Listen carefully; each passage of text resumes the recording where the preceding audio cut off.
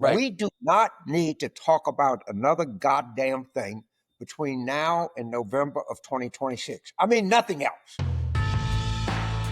Hey, now for questions from our listeners. We love these questions. They are so good. The most difficult decision of the week is choosing which ones to use. Shane in Minneapolis, Minnesota, James, wants to say, what are the best polls to look at? Where do we find them? So I could talk about Minneapolis forever, but I'm coming. The best polls. We know. We obviously like the Wall Street Journal poll. You're the kind of originator of it. I still think that I have a reason to believe it's a really good poll. I'm kind of a fan of the polling averages. And, it's like everything else. Some get better, some get worse. And I generally rely on, I know so many people. I tend to trust private polling because it's more expensive. But I do think the Wall Street Journal is a very well conducted poll. I think the polling, I would look at the Wall Street Journal poll, I'd look at polling averages and just see. And when they're pretty much in alignment, you can be pretty confident that you're getting good information. But I just don't stay on top of it enough to tell you today there's this hotshot public poll out there that you hadn't heard of that I know of. I don't know that. They might be. Yeah, I agree. And, we both we were at Harvard a couple of days before the election. We both thought Harris was going to win. That was a little bit of a hope. But also the polls were very, very close. She lost by 1.3 points. You can't measure that. I mean, if you have a poll that shows a 1 point margin, okay, I'd rather be one ahead maybe than one behind. But there's a plus or minus there. So look at them, and I think the overall trends are what's most important. Yeah, and you're so right. By the way, the margin of error is a real thing. Right. It's a mathematical certainty. Now, it's greater chances plus or minus 1 and plus or minus 3.5, but still, I thought the reason that I publicly wrote that I thought she was going to win was based on the fact that the polling was tied, and I thought that she had all of the intangibles except for one, which I was kind of silly not to recognize. Trump became the change candidate in a campaign that wanted change, but Harris had more money, had more organization, had more surrogates, had all of the things that we would describe as having some effect on the margins in politics. Turned out to have no effect. Yeah. So that's important. But the polling was fine. The polling was spot on in 2022. There've been polling flubs. I admit that. And, by the way, 1 in 20 are going to be fucking wrong. I don't care who it is that takes the poll, and you got to realize that too. But it's a good question. I wish we had more definitive answer for you. Yeah, I remember in 2016, I got a lot of flack when I was running the Bloomberg poll with Ann Seltzer, and our final poll had Hillary Clinton winning by, I think, 2.7 points, and we rounded it up to 3. And people said, oh, boy, you blew that one. You really missed it. Well, the fact is she won by, I think, 2.2 or 2.3. Yeah, we were 0.4% off. I mean, really. Yeah, there's a lot of stupidity. Polling analysis. Tommy in Marietta, Georgia asked, good question. What components of the big, beautiful bill can Democrats fix through reconciliation the next time a Democrat is president and controls the legislative branch? Tommy, that's first of all 4 years away at best, okay? In the meantime, not a whole lot you can do in the next year and a half other than try to offer amendments. You can do that more easily in the Senate, but you can do it to some extent in the House and embarrass the Republicans to defend some of these atrocities. And if they try to fix some of this stuff, don't help them. I mean, you try to make your fixes. And it's critical to win the midterms because then you have some leverage with the appropriations process. But there's so many bad things in this bill. It's going to take a long time, well beyond 2029 to fix. So people like to focus on it. The Democrats are kind of divided. Look at what happened in New York City. Look how different that is. What happened in Virginia, and there's a whole generational movement that's impatient And there's this urban rural split, and there's this split and that split, and God knows what. There is one thing, one big thing that the entire Democratic Party will rally around, and that is the awfulness of the big beautiful bill. Right. We do not need to talk about another goddamn thing between now and November of 2026. I mean, nothing else. Not challenging people in primaries, not talking about where it is. It's all going to get flushed out where it should get flushed out, and that is when we go to nominate a president. But between this date and election day in 2026, we should talk about nothing but getting rid of this and examples and offering amendments and making them take votes. This thing is the lowest single piece of congressional legislation in the history of fucking polling. Right. Don't talk about anything else. Right. Don't talk about generational change. Don't talk about any of that. Do that when you need to during 2027 and 2028, but not now. The party, every segment, every corner, every nook and cranny, everything in the Democratic Party is complete. And the voters are, and by the way, the swing voters are, the independents are, and more than just the young voters. Yeah.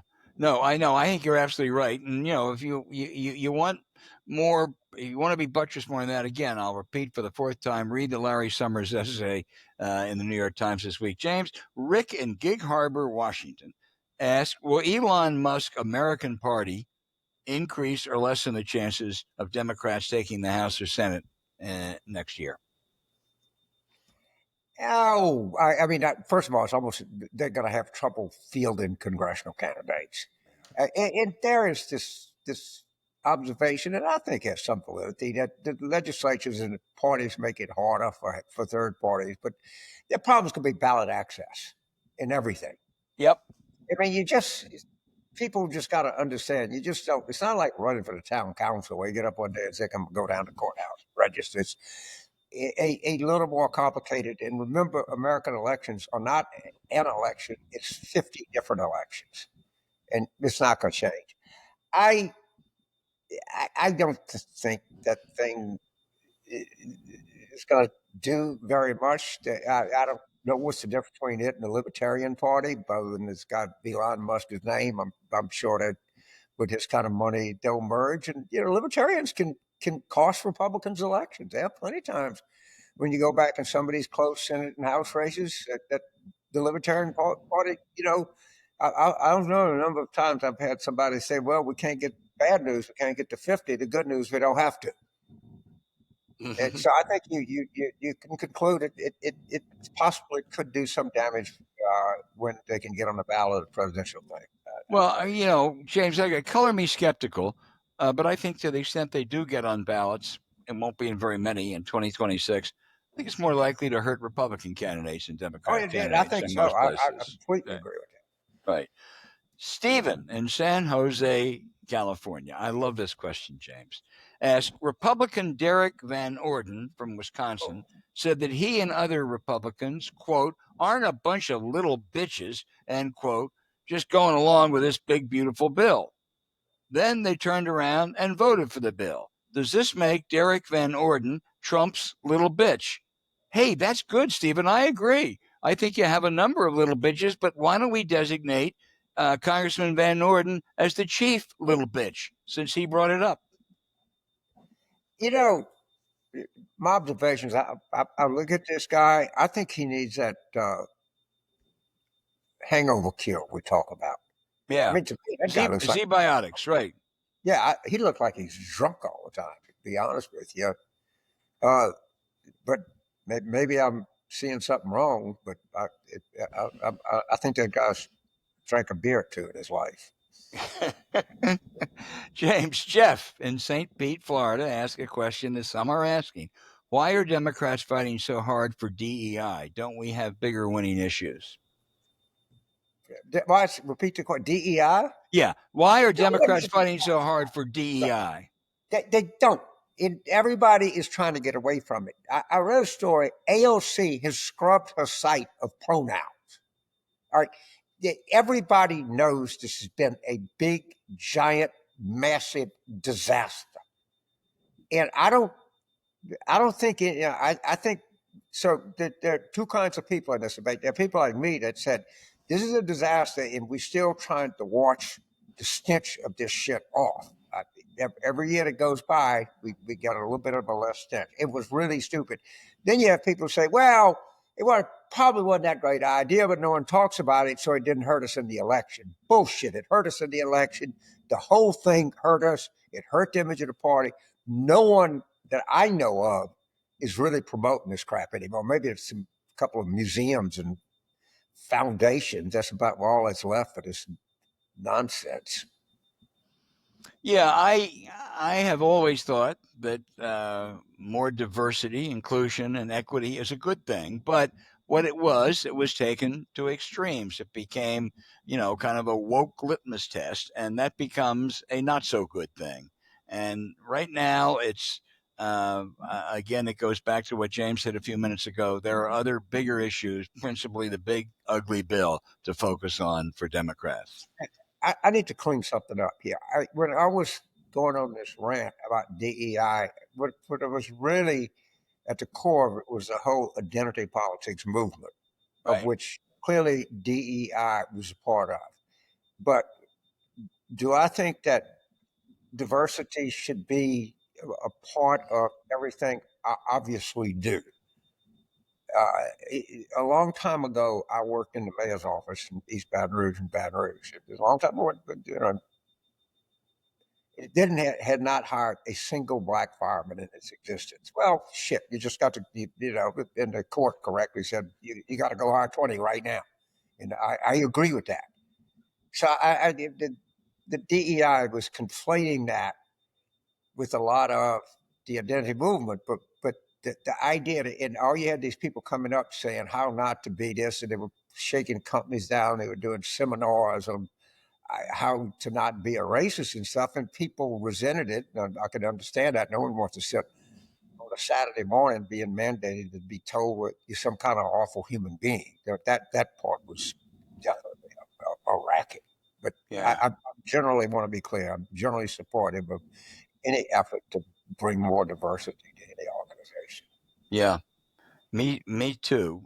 Don in Saginaw, Texas says, does the military consider climate issues when making long-term plans? If they do, how does this impact their funding with a climate denier as commander in chief? Yeah, actually, they have. I mean, the military's, causes a lot of the climate problems because they're big and they, fly a lot of planes and drive a lot of trucks and tanks and everything. But they've been very sensitive to this issue for years, and they have factored that in to their planning. That is going to come to largely to a halt with Donald Trump and the incredibly unqualified Pete Hegseth, as long as he stays in the Defense Department, because this is a long-term problem, and Trump doesn't care about the long term. He just cares about himself and his riches and tomorrow. So there's a group, Pentagon has all these like top, if you're thinking about threats. It identified the biggest future threat to peace around the world and to the United States was the displacement of people that lived in deltaic areas due to subsidence in sea level rise. Yep. Okay, now stop and think of what they're saying. So I live in a great example, New Orleans, which is definitely being affected by sea level rise, subsidence, climate, everything. But not that big a place. All right, we're just not population wise, we're relatively small. Try to move Lagos, Nigeria. Mm-hmm. Okay, you want to see some security problems, or any places like in Southeast Asia, people like in Bangladesh or India, that are really being adversely affected by this. You have people on the east coast of China, particularly being affected by it. I mean, this is a problem that's going to cause the world unbelievable grief, and they kind of know it. And of course, and again, we talk about Trump and this. He does not. He's too. I think the man is genuinely stupid, but that's just what I think. James, we have a perfect final question from Barbara in Norwich, Vermont. She said, will James Carville please sit down with David Hogg and convince him to hammer away on the so-called big, beautiful bill? After 2026, maybe 2028, Hogg can press on with other issues that he and many of us may hold dear. But Hogg has something to offer, and James Carville is the premier political strategist. So, James, set up a meeting. Look, I talked to him. I tried. The one problem I have, and I will always have, and I will never get over it, is if you're an official of the DNC, you should not ethically, morally, or any other reason encourage other Democrats to run against Democrats. I don't think we should do it as a matter of principle. In this season coming up, I think David Hogg or James Carville or Hogg James or any other fucking person has one job, and that is to beat this. But never, ever, ever would I agree that a person working for an organization can actually betray what the organization is about, and that's winning elections to Democrats. I Well, really don't care. I think David gets some horrendous advice, and he's. I don't. I think his strategy is not very enlightened. Well, never has that been more important than right now, facing the kind of threat that America faces. Listen, we love those letters, emails. We really do. Please keep them coming. If we didn't get to yours this week, we'll try to get to it next week.